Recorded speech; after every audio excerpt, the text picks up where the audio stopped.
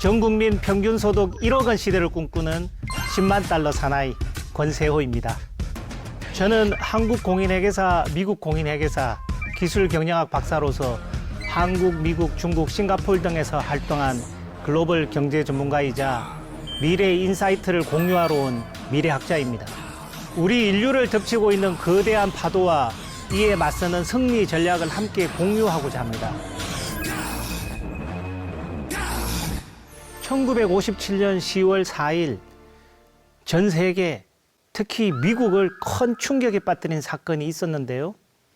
구소련이 세계 최초로 인공위성 스푸트니크 1호를 쏘아 올린 것입니다. 이 사건으로 큰 위기의식을 느낀 미국은 유인위성 발사 계획인 머큐리 계획을 시도하는데요.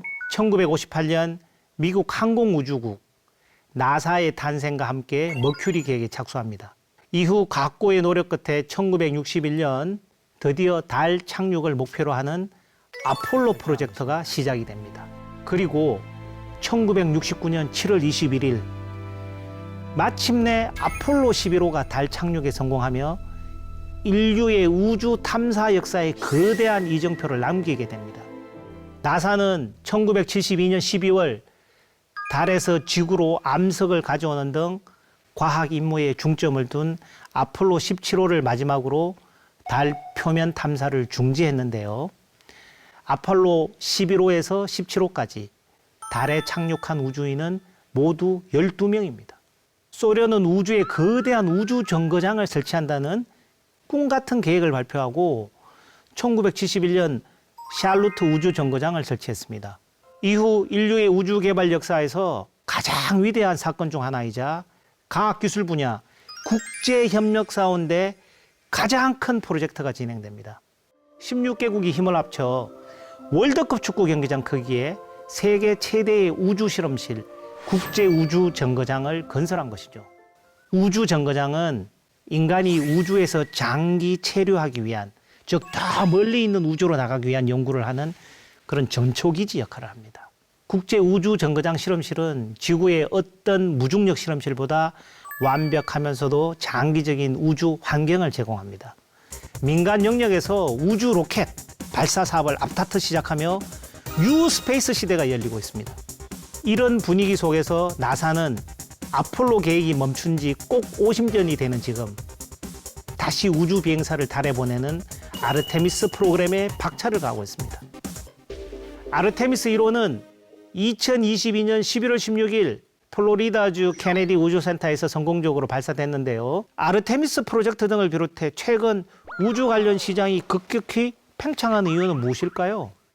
2009년 달 지표 아래 물이 존재한다는 연구 결과가 발표되면서 달에 기지를 건설하고 심우주 탐사를 위한 전진기지로 활용하겠다는 꿈을 꾸고 있는데요. 대기권이 없는 달의 발사기지가 건설되면 로켓의 연료 100%를 심우주 탐사에 활용할 수 있게 되는 것이죠.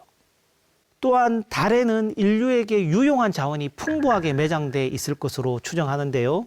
이러한 도전은 우주를 바라보는 관점이 안보에서 산업으로 전환하는 계기가 되고 있는데요.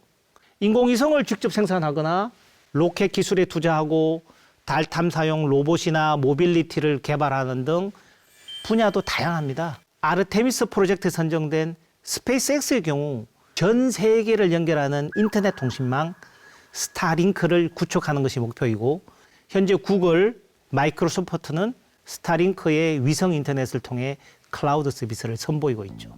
원래는 국내 우주 산업에도 캐그가 있었는데요. 순수 국내 기술로 만든 한국형 발사체 누리호가 지난 6월 우주로 날아오른 데 이어 달 궤도선 다누리까지 2달 뒤인 8월 발사에 성공하면서 한국 우주 산업에 새로운 전기가 열렸습니다. 이와 같은 캐그에는 민간 기업의 뒷받침이 있었다는 것입니다.